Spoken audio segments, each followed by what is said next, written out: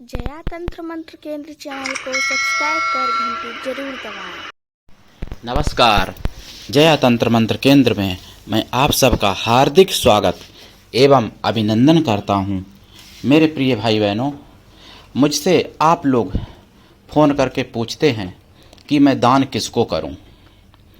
तो मैं अगर एक व्यक्ति को बताऊंगा, दूसरे को भी वही बताना पड़ेगा। इसलिए मैंने सोचा कि वीडियो डाल दूं बना के कि दान किसको और कैसे करना चाहिए। हालांकि मेरा इस पर कोई वीडियो बनाने का विचार नहीं था, लेकिन करीब 3 लोग ऐसे हैं जिन्होंने मुझसे फ़ोन करके कहा कि गुरुजी दान किसको करना चाहिए, दान कहाँ करना चाहिए और कितना फल होता है दान का फल कितना होता है। ये सारी चीज़ें पूछी गई हैं मुझसे। तो मैं आप लोगों के आग्रह पर ये वीडियो बना रहा हूँ ताकि और लोगों को भी ये जानकारी हो सके कि दान किसको करना चाहिए, कितना फल होता है दान करने का और कैसा दान करना चाहिए। लेकिन मैं ये जानकारी दूं उससे पहले मैं आपसे एक निवेदन कर दूं, यदि आपने हमारा चैनल अभी तक सब्सक्राइब नहीं किया है, यदि आप हमारे चैनल पर नए हैं, हमारा चैनल पहली बार देख रहे हैं, तो अभी तुरंत जया तंत्र मंत्र केंद्र यूट्यूब चैनल सब्सक्राइब करें। हमारे चैनल को सब्सक्राइब करना बिल्कुल निःशुल्क एवं फ्री है। सब्सक्राइब कैसे करें? लाल वाली बटन दबा दें और घंटी बजा दें। आप तुरंत हमारे चैनल के सब्सक्राइबर बन जाएंगे। आप हमारे वीडियो को फेसबुक पर, व्हाट्सएप पर, इंस्टाग्राम पर, ट्विटर अकाउंट के माध्यम से अधिक शेयर करें, लाइक करें, कमेंट करें। कमेंट बॉक्स आपके लिए खाली है। मेरे प्रिय भाई बहनों, मैं जो दान की आपको बता रहा हूँ, ये प्रक्रिया, ये पुराण और वेद की बात बता रहा हूँ। मैं कोई अपनी मनगढ़ंत या अपनी मर्जी से कोई बात नहीं कहूँगा। मैं यहाँ पर अग्नि पुराण की बात कर रहा हूँ। जो भी मैं आपको दूंगा ज्ञान, वह प्रमाणिक ज्ञान होगा, चाहे वेद से हो, पुराण से हो, शास्त्र से हो, उपनिषद से हो या संहिता से हो। तो अग्नि पुराण में वर्णन है कि शूद्र को दान देने से 2 गुना फल मिलता है शूद्र को, और वही दान अगर वैश्य को दिया जाए तो 4 गुना फल मिलता है, 4 गुना हो जाता है। वही दान अगर क्षत्रिय को दिया जाए तो 8 गुना हो जाता है, और वही दान अगर ब्राह्मण को दिया जाए तो 16 गुना हो जाता है। ब्राह्मण को 16 गुना हो जाता है फल उसी दान का। अगर वही दान अपनी माता को दिया जाए, क्योंकि माता जन्म देती है, तो माता को दिया जाए, माता भगवान समान होती है, तो वही दान 100 गुना फल देता है। अगर वही दान पिता को दिया जाए तो 1000 गुना फल देता है। यानी माता को 100 गुना, पिता को 1000 गुना।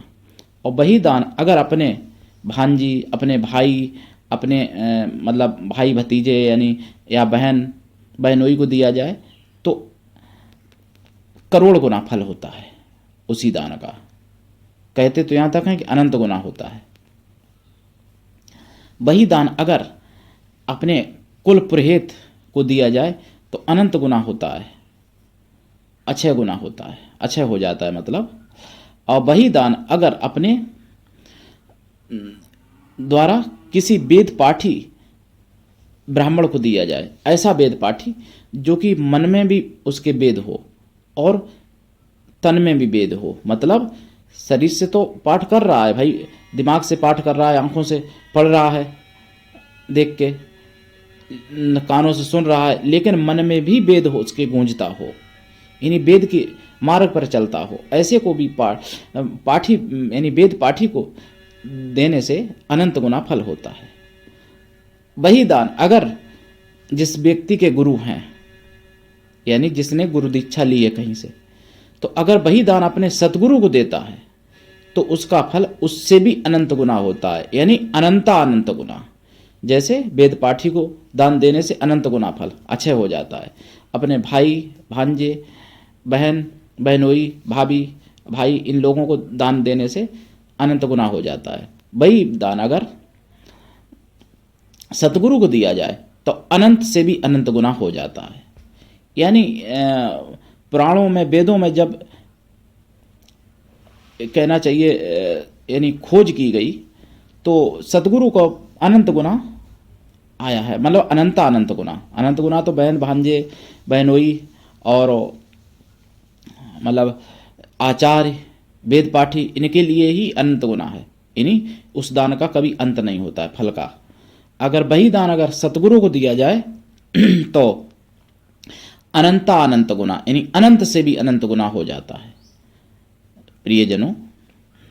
और मैं बता दूं आपको कि तपोहीन, ये भी लिखा है अग्नि पुराण में, तपोहीन ब्राह्मण को दान देने से वह ब्राह्मण ऐसे ही डूब जाता है जैसे पत्थर की नौका पर बैठा हुआ व्यक्ति नौका समेत डूब जाता है। ऐसे ही दान लेने वाला ब्राह्मण अगर तपस्वी नहीं है तो वो उसी तरीके से डूब जाता है। किसी पापी को दान देने से उसका फल आप निष्क्रिय जाने, कोई फल नहीं मिलता है अगर कोई पापी है तो। अगर जो ब्राह्मण दान लेने का ही इच्छुक हमेशा रहता है और कोई जप तप नहीं करता है तो उसका भी आप दान निष्क्रिय समझें, उसको दान दिया हुआ। और ये भी वर्णन है दान लेने वाला व्यक्ति क्या करे, क्योंकि प्रायश्चित भी करना चाहिए। जो दान लेता है किसी से तो उसको गायत्री जप करना चाहिए दान लेने वाले व्यक्ति को, और थोड़ा बहुत गायत्री जप नहीं, अधिक से अधिक गायत्री मंत्र का जाप करना चाहिए। अगर आप शूद्र से दान लेते हैं, वैसे तो विधान नहीं है दान लेने का शूद्र से, लेकिन ब्राह्मणों के लिए भी कहा गया है कि जहाँ पर पितर संबंधित या देव संबंधित कोई कार्य हो तो वहाँ पर ब्राह्मण किसी से भी दान ले सकता है। वैसे शूद्र से दान ना ले, ज़्यादा अच्छा रहेगा। अगर शूद्र से दान लेते हैं आप तो फिर उच्च सुर में गायत्री मंत्र का जाप करें, यानी उच्च सुर में चिल्ला चिल्ला के। और अगर आप वैश्य से दान लेते हैं तो आप मध्यम सुर में गायत्री मंत्र का जाप करें। अगर आप क्षत्रिय से दान लेते हैं तो आप मध्यम से भी यानी निम्न यानी नीचे सुर में जाप करें। अगर आप ब्राह्मण से दान लेते हैं तो आप मानसिक जाप करें, मतलब बिना जीभ हिलाए बिना ओंठ हिलाए गायत्री मंत्र का। दूसरी बात, अगर आप दान लेते हैं तो उसमें से 10% आप भी किसी को दान करें, या आपका सतगुरु हो पहली बात तो जिसने आपको दीक्षा दी, क्योंकि नंबर 1 तो उसी का फल है। अगर सतगुरु नहीं है, आपने दीक्षा नहीं ली है किसी से, तो आप अपने आचार्य को दान करें, जो आपके यहाँ आचार्य हो, कुल पुरोहित हो। अगर वो भी नहीं है तो वेद पाठी ब्राह्मण को ढूंढें, कोई वेद पाठ करने वाला। अगर वो भी नहीं है तो कोई सच्चा सन्यासी, यानी मन से भी और तन से भी जो सन्यासी हो, ऐसे को दान करें। अगर वो भी नहीं मिलता है तो आप फिर पक्षियों को दान करें, मछलियों को दान करें, और कुत्ता गाय इन लोगों को दान करें, इनको खिलाएं। यानी नवदान, जलदान, थलदान। जलदान वो जो जल में रहने वाले जीव जंतु को किया जाता है, थलदान जो पृथ्वी पर रहने वाले, और नवदान जो यानी आकाश में उड़ने वाले यानी पक्षी होते हैं, उनको दान करें। लेकिन आप भी दान करें अगर आप दूसरे से दान लेते हैं। एक कहावत कही गई है कि जो दान में से दान दे वो तीनों लोक जीत ले, तो इसलिए दान में से भी दान देना चाहिए। अगर आप खुद दान लेते हैं तो भी आप दान करें किसी को, और दान सुपात्र को करें।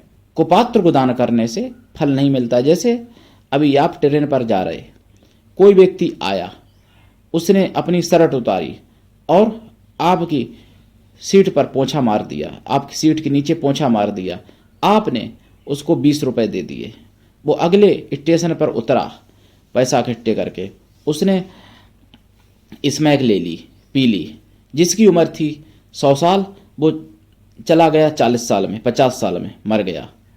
उसके पाप भागी आप, क्योंकि आपने भी पैसा दिया था। या किसी को आपने दान दिया, वो चला गया शाम को वैश्या के घर पर, वैश्यालय में दे आया, या ठेका पर चला गया पी आया, तो उसका कोई फल नहीं है। मेरे प्रिय भाई बहनों, अगर आप दान करें, मैं ये नहीं कहता कि मुझे कर दो दान, भैया मैं सबका परिचित भी नहीं हूँ पहली बात, और दूसरी बात मैं दान लेने की क्षमता भी नहीं रखता हूँ, क्योंकि दान लेने का मतलब उसके कर्मों को अपने ऊपर लेना पड़ता है। मैं तो जो मुझसे दीक्षा लिए हैं 27,011 शिष्य हैं मेरे, मैं उनसे भी दान नहीं लेता हूं सबसे। मैं तो उसी से लेता हूं जिसको बहुत खास समझता हूं अपना, जो वास्तव में मेरे हैं, मन से भी तन से भी। मैं उन्हीं से लेने की इच्छा रखता हूं, वो भी मांगता किसी से नहीं। अभी तक मेरे जीवन का रिकॉर्ड है, मैंने किसी से दान नहीं मांगा और मेरी प्रतिज्ञा है भविष्य में भी कभी नहीं मांगूंगा किसी से। हाँ मांगूंगा, लेकिन भगवान से मांगूंगा, अपनी माता से मांगूंगा, आदिशक्ति माता से, अपने सतगुरु से मांगूंगा कि सतगुरु हम पर कृपा करें, आशीर्वाद दें। सतगुरु से मांगूंगा और सतगुरु को मैं दान देता हूं। मैं अपने गुरु को प्राण भी दे सकता हूं। ऐसा जब आप बन जाएंगे तो फिर गुरु जो है आपके लिए सब कुछ करने को तैयार हो जाएगा। मैं अपने सतगुरु को अपने प्राण भी दे सकता हूं, और प्राण बहुत छोटी चीज़ है। यानी मेरे सतगुरु के लिए मैं हजारों करोड़ों बार प्राण दे दूं तो भी वो बहुत तुच्छ है। इन्हीं सतगुरु की इतनी बड़ी महिमा होती है। तो सतगुरु को दान देने का बहुत बड़ा फल है जिसने दीक्षा दी आपको। लेकिन जिस किसी का सतगुरु नहीं है तो फिर वो ऐसे लोगों को दान करें, जैसे आचार्य को दान करें, अपने बहनों को, भांजों को, भाई को दान करें। भाई से कभी बिगाड़नी नहीं चाहिए। भाई एक ऐसा होता है कि आपकी हर कमी को जानता है, तो इसलिए भाई से कभी बिगाड़नी नहीं चाहिए। आजकल लोग क्या करते हैं, शादी हो गई और पत्नी ने बिगड़वा दी भाई भाई में, तो ऐसा नहीं करना चाहिए। भाई आपकी हर कमी को जानता है। भाई विभीषण जैसा भी भाई हो सकता है और भाई भरत जैसा भी हो सकता है।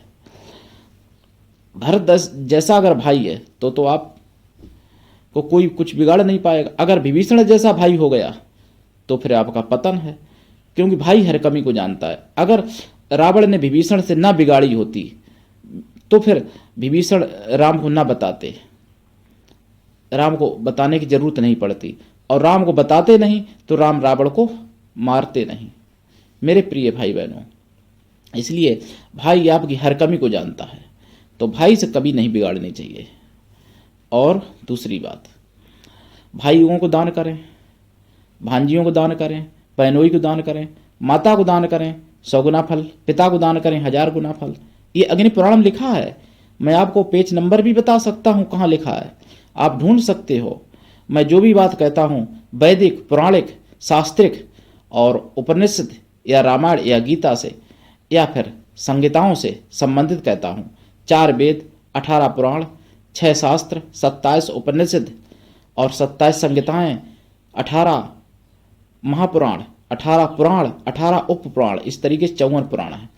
तो मैं जो भी बात कहूँगा मैं पुराणों से या वेदों से ही कहूँगा।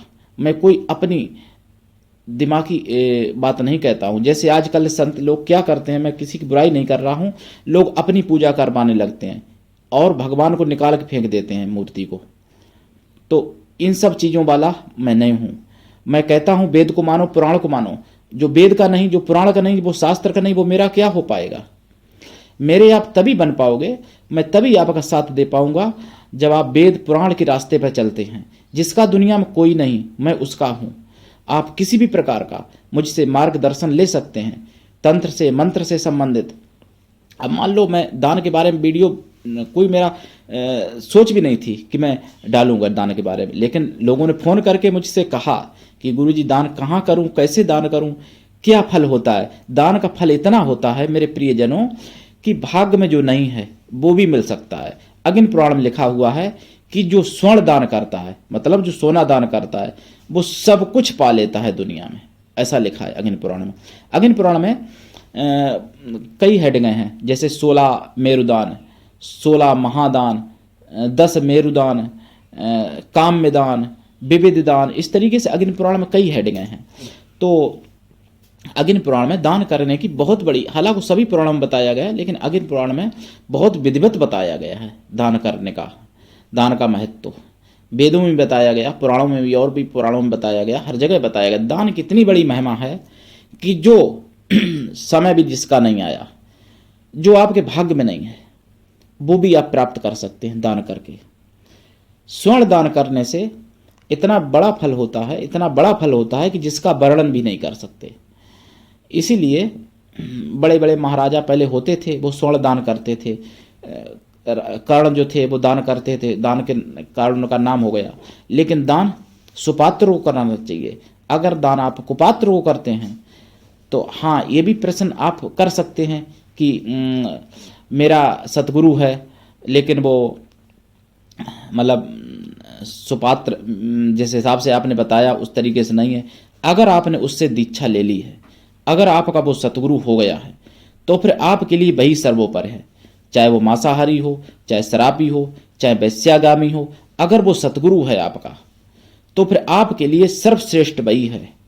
आप उनको दान कर सकते हैं, उसके लिए पाप भागी वो स्वयं होंगे, उसके आप को नहीं होना चाहिए। इसलिए नहीं होना चाहिए कि आपने सतगुरु पहले बना लिया। इसलिए गुरु बनाने से पहले आप उनकी जांच कर लो, जांच परख कर लो। कहावत में लोगों ने कह भी दिया है, कलयुग में ऐसा है। हालांकि ऐसी कहावत वेदों में, पुराणों में ऐसा कहीं वर्णन नहीं है, लेकिन देसी कहावत है, यानी आजकल की भाषा में आजकल की कहावत है कि पानी पिए छान के, गुरु करे जान के, गुरु कीजिए जान के, पानी पीजिए छान के। तो गुरु को इसीलिए जान के कहने को बताया है, क्योंकि कलयुग में भाई भ्रष्ट ज़्यादा लोग हो जाते हैं, इसलिए कहा गया है। ऐसा हालांकि वेदों में कहीं वर्णन नहीं है, ऐसा पुराणों में ऐसा नहीं लिखा है कि गुरु की परीक्षा लो। गुरु की परीक्षा लेने का तो अधिकार ही नहीं है मुझे। किसी महापुरुष की, किसी सज्जन की, संत पुरुष की परीक्षा लेने का मानव को अधिकार नहीं है। सज्जन या संत है, उसकी परीक्षा भगवान या देवी देवता लेते हैं।